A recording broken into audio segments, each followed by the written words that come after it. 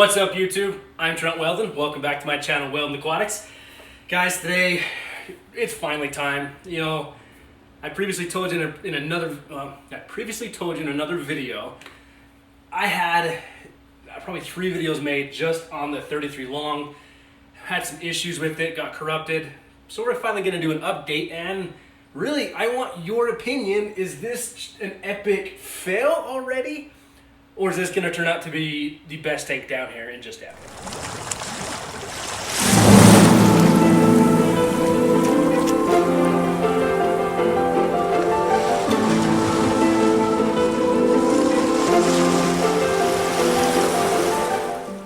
The biggest thing that I am battling in the 33 long right now is hair algae. It just exploded in this tank. I won't lie to you, it's like the first time I've ever had a real issue with hair algae, or just kind of algae in general. I've always had algae, you know, grow in the glass as I'm dosing fertilizers and things, but I mean, when I'm talking hair algae, I've got a few pictures I'm going to insert at the end of the video. I was trying to do the whole, 30-day time lapse of pictures, and I ended up going out of town and got busy with life, and hair algae exploded, and I just kind of gave up hope on this tank for a few days. But I'll show you that. My end goal is to be like, look here, end of 30 days, it's amazing, where it's not amazing yet, I hope. So we're gonna talk about this tank. We're gonna take a closer look, and we're also going to break the internet, and I'll show you why. First things first though, I told you that I wanted this to be a shrimp tank. I've never had shrimp. I tried one time and I epically failed. Kiwi, the Fahaka buffer behind me, I previously put some Amano shrimp in her tank thinking, oh, they'll survive the plants and eat up some algae. I think one made it a week. Yeah, oops, okay. Like I say, epically failed. But today, since we're battling some hair algae and different things, I know I need like an army of Amano shrimp in here, and by the time I actually get some shrimp in here, a good colony of them, I think it's going to help balance that over time.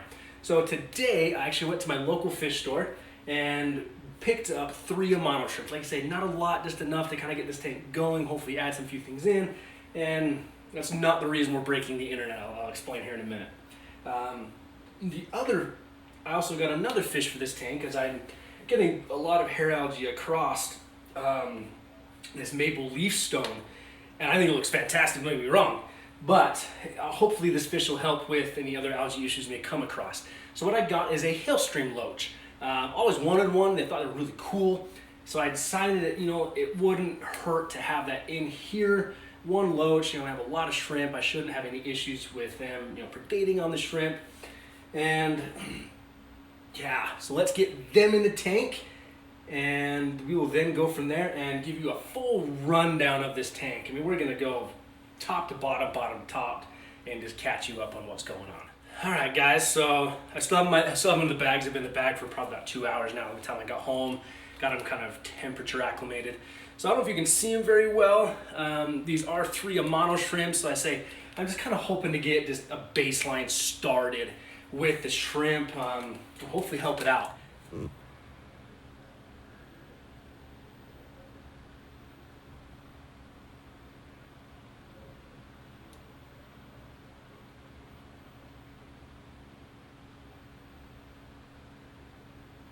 All right, so the 3 Amano shrimp are in. They're already going to work. I love it. So the next one we're gonna add is the Hailstream loach. These guys are just a fantastic algae eater. Let's see if we can get them on camera. Just such a cool looking fish.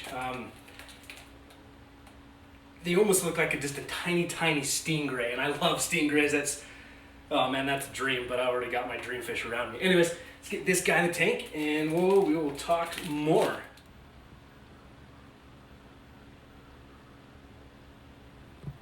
All right, now we got the shrimp in, we got the new Hailstream loach in. Let's talk tank. Okay, so like this said, this is a 33 long, so it's a 33 gallon tank. It's the same dimensions as a 55 gallon tank, but it's just short. So it's 4 feet long. It's 12 inches front to back. I think it's like 12 inches tall. So it's a really cool dimension. One that I wanted to try. I thought it was just the coolest thing when I first found out about these. As you can see, still got a lot of hair algae going on. I'm sorry that light is really bright.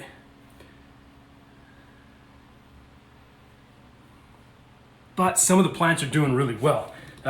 This is one of the crypts we put in.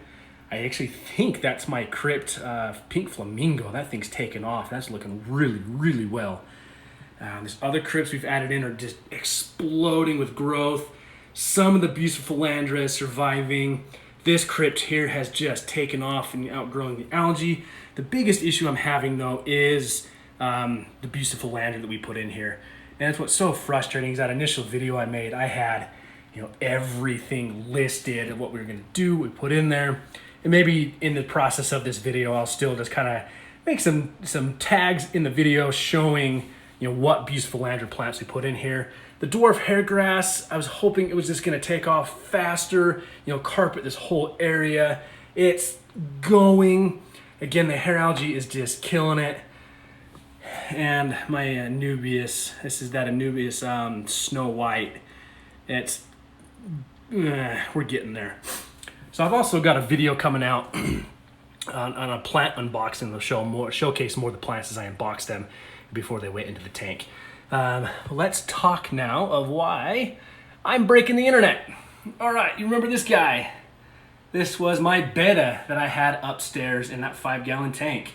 So I actually decided to take down that tank and moved him down here. The other reason, look at these guys. Remember them? Those are my long lost pea puffers that I hardly ever talked about after I did like my initial video when I first started my YouTube channel. Breaking the internet. I have pea puffers, a betta. I just added shrimp and the loach wit back there somewhere. And they just actually came cruising around up front. Oh, there's my nearite snail, if you can see him. I also added in 2 Siamese algae eaters. I pulled them out of my 75-gallon tank, brought them down here. Again, I'm just attempting to naturally take out the hair algae in any way I can. And I've noticed so far that the pea puffers, the betta, and the Siamese algae eaters, oh, there they are. Beautiful fish. They've actually loved this rock work. All of these fish are actually getting along very well. I've had no issues with the pea puffers attacking anybody. The Siamese algae eaters keep to themselves. The betta hasn't done anything. I attribute it to I have plenty of hiding spaces. I attribute it to I have good flow in the tank. It's just working. But as soon as I put this on the internet, people are gonna freak out, I'm sure. So let's talk equipment. So one thing I did add was a Corallian Nano Wave Maker. This is a 240-gallon wave maker. Nothing terribly strong, but I know that hair algae in particular does not like flow. And ever since I added that, it has gone down, still fighting it, but it's getting there, it's working. Now the other thing I am doing, here we go, is I am dosing carbon daily. And this is the Easy Carbon from Aquarium Co-op. I love this stuff, guys. There's plenty of carbons on the market, but this pump, it's so easy to dose and takes care of that. So it's so simple. It's just simple. So that is helping. The trick. Sorry, I got a bunch of stuff down below me I'm pulling out here. So I learned this trick. Oh, I'm showing off some stuff behind me. We'll stay back here. I learned this trick, believe it or not, from Aqua Pros. I watch a lot of YouTube. His is not my favorite channel. Anyways, another video. I saw a video where he talked about hair algae using an old toothbrush to get in there and you swirl that algae around and pull it right out. I couldn't believe it when I saw it. Had to try it. This came up and it works. So I've been coming down here a few times a week. And that's gonna be a good spot to do. You just stick it in there, swirl it around, and gently pull it off the plant that it's attached to. It doesn't harm the plant, and it works. So thank you, Aqua Pros, for showing the toothbrush trick. That thing is awesome. The other thing we have going on in this tank is we also have some CO2. CO2, in the long run, I've heard helps with algae growth. I'm not entirely sure yet because I'm also, I'm dosing a whole line of fertilizer here, and I got the Aquarium Co-op Easy Green. This is the only plant fertilizer that I will use now. Such good results using this. Fantastic results using this. I'm also dosing in the Easy Iron. I got a lot of red plants in here. I need to keep that up. So like I said, we are injecting the CO2. I'm doing about a bubble a second. Now it is off right now. I just turned the lights on manually. It is late at night. My CO2 is off. This ceramic diffuser though, I love it. This actually came from buseplant.com, but Aquarium Co-op actually just picked up that same diffuser and it is fantastic. I've had no issue with it. Now the funny thing is there is actually a built-in bubble counter right in it. I didn't know that. So when I first set up my CO2, see if you can see it. Yeah, I got a separate, it's back here somewhere. I got a separate bubble counter, but that's okay. Redundancy never hurts. What else do I got going on here? So here's the CO2 tank. This is a 5-pound tank. I found this at a local gas company, like a welding company. It's called Air Gas here in Salt Lake City, Utah. Super simple. It cost me $15 to swap tanks. That's all I do. When I first started, I needed a new tank. Went there, bought one for $15, and I just keep swapping it. So my recommendation, don't spend the hundreds of dollars on Amazon to get a nice shiny new tank, because chances are you're not going to get a nice shiny new tank back. Most places don't fill tanks, they swap tanks. And this is my regulator. I will link in the description the Amazon link that I use to purchase this regulator. I had one from CO2 Art that I got secondhand, and it ended up having a bad valve or a bad seal. So this one I found on Amazon, and the funny thing is in the description it states, not for aquarium use. This is really intended, I think, for like grow houses. That sounds terrible saying grow houses, like greenhouses, where you're gonna be injecting massive amounts of CO2 and really need to regulate that. But guys, I found this works just perfectly for my setup, and it was like $30. So again, you don't need to spend hundreds of dollars to get something that works. This works beautifully. And all I did is I just connected it to a simple lamp timer. I found these on Amazon, super cheap. So it automatically turns on and off my CO2 with my light cycle. Now let's talk lights. I am using the Fluval 3.0 LED light. Really, I really do like this light. It has been fantastic to use. Great color spectrum, great brightness. I'm finding those, I shift it to the back, I get a lot of algae there. Shift it to the front, get a lot of algae on the glass. What I think I'm going to do is I'm going to replace these glass lids with the polycarbonate lid. That way I can lay it kind of more center. Well, we're gonna do some experimenting and testing. And I think I got the 3-foot one. It extends out to 48 inches. I probably should have just spent the money and got on a longer one. That way I had full coverage. But like I said, so far it's working. It is working, it's working well.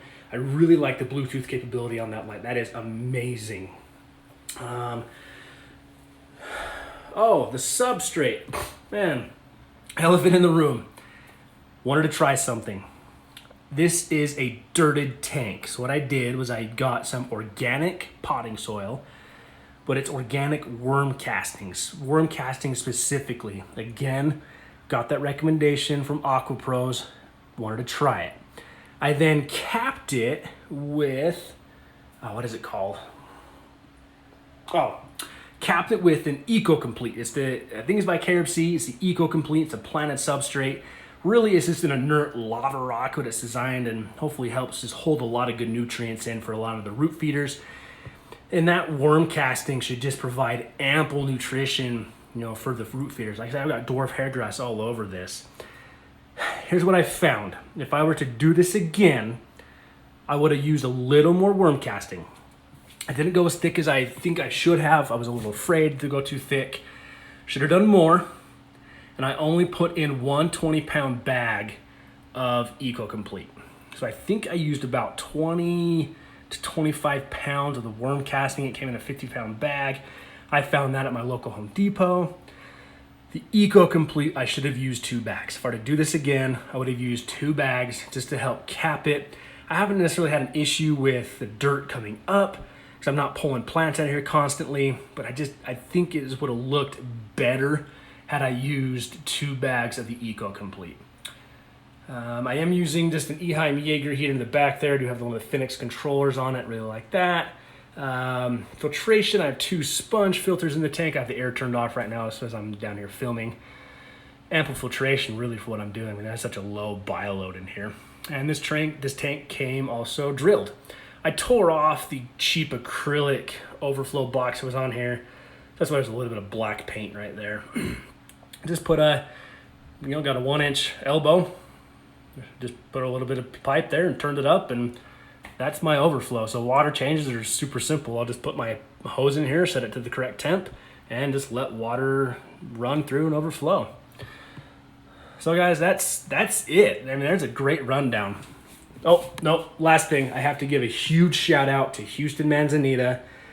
This is the maple leaf stone that I unboxed from him, and it looks killer in this tank. I love this stuff. He has such a good selection of hardscape, good prices, good customer service. Huge shout out to Houston Manzanita. So this tank really has everything from buseplant.com and Houston Manzanita in this tank. And guys, Houston Manzanita kills it. Absolutely kills it. Please go check him out. Send him some love. But, there we have it. That is the 33 long. So guys, you can tell we got a little bit of work to do on that tank. It's coming along. So is it an epic fail, or is it going to turn out to be epic? Let's cross our fingers for the latter. Won't lie to you. This week, I actually almost tore this tank down, completely gutted it, cleaned it. I was going to do something new, but I keep telling myself, not yet.